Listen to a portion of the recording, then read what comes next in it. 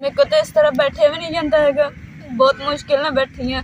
सिर्फ भैन भरावां नाल गल करन वास्ते थोड़ा जिहा चलदी फिरदी हाँ। उस तो बाद फिर देखदी कि मैनूं कोई थोड़ा बहुत फर्क पैंदा कि नहीं।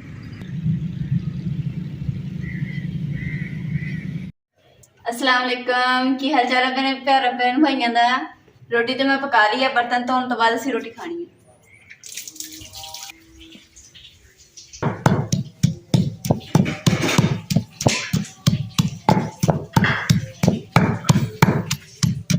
कटिंग थोड़ी जी करवानी सी तो मैं कहा थोड़ी शेव शूव भी करवा रही है तो हमाम तो करवा के मैं घर पहुँचा तो खाना शाना खाने हैं।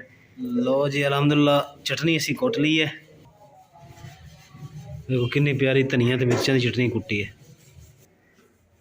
दुध गर्म हो रहा हुण कोयलियां ते उपरली साइड ते चाह पई ते थल्ले दुध गर्म हो रहा। लस्सी पानी मिर्चां खीरा ते विच मिर्चां मिक्स की और रोटी पई है। ये हुण असीं रोटी खाण लगे हाँ।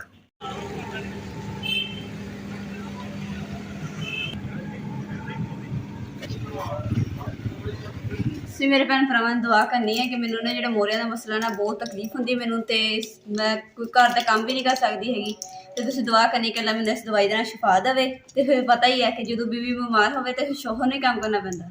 फिर शौहर कहंदा हाय मेरी बीवी बीमार हो गई मैनूं काम करना पैना। नहीं मेरा शौहर बहुत मेरा ख्याल रखते हैं।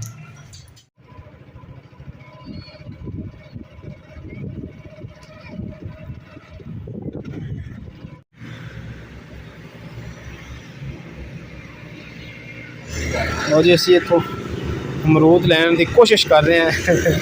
कोशिश बड़े प्यारे अमरूद नज़र आ रहे हैं। भाई जी कट के दे रहे हैं, चेक करिए मीठा है कि नहीं। आजा आगे आजा।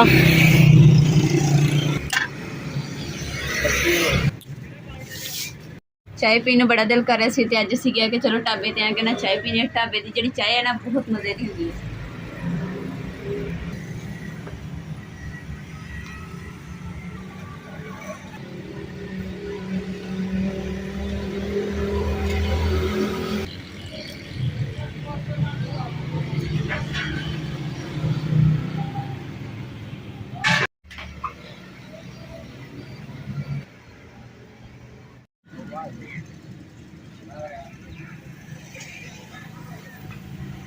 साड़ी चाय आ गई है गर्मा गर्म मज़ेदार चाय है। इंजॉय कर लगी हैं भी कभी जो और कितनी खूबसूरत कलर है चाय का।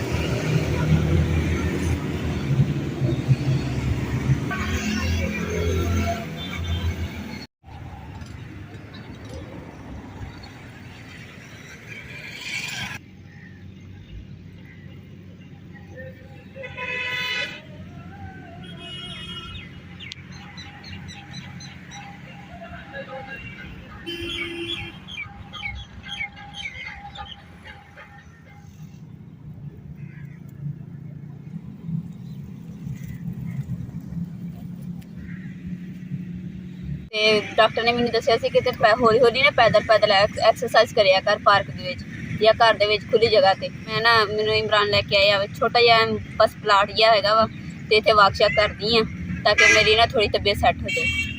ਮੋਰਿਆਂ ਦੀ ਜਿਹੜੀ ਤਕਲੀਫ ਹੁੰਦੀ ਹੈ ਨਾ ਯਕੀਨ ਕਰੋ ਕਿ ਬਹੁਤ ਭੈੜੀ ਜਿਹਦਾ ਬਿਮਾਰੀ ਜਿਸ ਤਰ੍ਹਾਂ ਹੁੰਦੀ ਨਾ ਇਸ ਤਰ੍ਹਾਂ ਵਾ ਇਹ। मेरे को तो इस तरह बैठे भी नहीं जाता है, बहुत मुश्किल ना बैठी हाँ। सिर्फ भैन भरावां नाल गल करन वास्ते थोड़ा जिहा चलदी फिरदी हाँ। उस तो बाद फिर देखदी कि मैनूं कोई थोड़ा बहुत फर्क पैंदा कि नहीं। लो जी असी आ गए तंदूर तो रोटी लैन वास्ते। तंदूर वाला कित्थे गए? ओ वाह जी वाह भाई आटा गुंड रहे हो? होर की हाल चाल है? और साडे देख लो जेड़े बने ये गल तो सही है।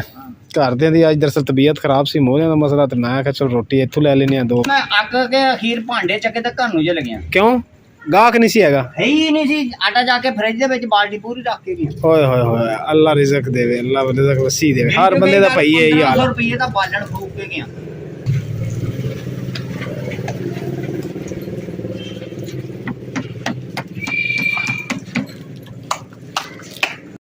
घर असीं पहुँच गए हैं तो आंदे हुए असीं रोटी तंदूर तो ले ली सीगी ते क्योंकि ना अज मेरी मोरियां की तकलीफ ना बहुत ज़्यादा ही सीगी कि मेरे को कोई घर का काम नहीं होया सीगा ते इस वास्ते फिर बाहर असीं रोटी ले ली। हुण रोटी खावांगे असीं ਤੇ ਫਿਰ ਉਸ ਤੋਂ ਬਾਅਦ ਜਿਹੜੀ ਮੇਰੀ ਮੈਡੀਸਨ ਲਈ ਆ ਉਹ ਗੋਲੀਆਂ ਉਹ ਖਾ ਲੂੰਗੀ। ਬਿਸਮਿल्लाहिर्रहमानिर्रहीम।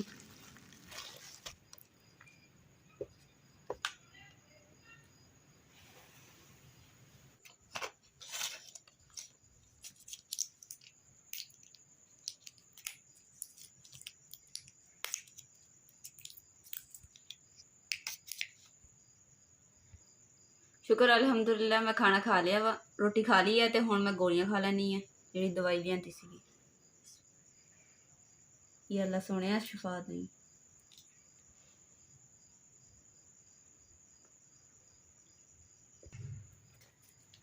उम्मीद करदी मेरे भैन भरावां नूं अज दा साडा व्लॉग जरूर पसंद आया होगा। तो तबीयत मेरी खराब सीगी, बस मैं क्या चलो जिद्दां भी हैगे व्लॉग तो सानूं बनाने चाहिए वा। अल्लाह पाक तुहानूं खुश रखे, आबाद रखे, हंसता मुस्कुराता रखे। अल्लाह हाफिज़। अपना और अपनी फैमिली का बहुत ज़्यादा ख्याल रखियो और लाजमी साडे चैनल में सबसक्राइब लाजमी करियो प्लीज़ मेरे भैन भाइयों।